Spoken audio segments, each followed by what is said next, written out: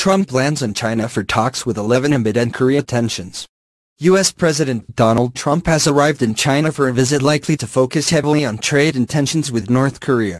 He has landed in Beijing, where Chinese counterpart Xi Jinping has a lavish reception planned for him.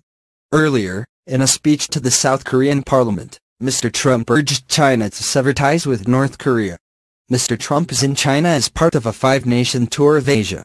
He has also visited Japan so far. Before his arrival, Mr. Trump piled praise on Mr. Xi, saying he was looking forward to meeting the Chinese president after his great political victory. With his congratulations, there are tensions between the two men, with Mr. Trump having attacked China over its allegedly unfair trade practices. The U.S. president and his wife Melania are scheduled to visit the Forbidden City, for centuries the home of China's emperors, followed by afternoon tea. His arrival came just hours after his speech in the South Korean capital Seoul, in which he described North Korea as a hell that no person deserves. North Korea's nuclear weapons program has sparked international alarm, with Pyongyang carrying out its biggest nuclear test yet in September. In typically stark language, Mr. Trump warned the North, "Do not underestimate us. Do not try us."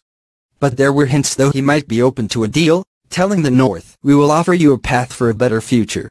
Singling out Russia and China, he urged all responsible nations to isolate the North, and fully implement UN sanctions, downgrade diplomatic ties and sever trade and technology ties. "You cannot support, you cannot supply, you cannot accept," he said. China is North Korea's only major ally, but says it is committed to the UN sanctions and argues its leverage is overestimated.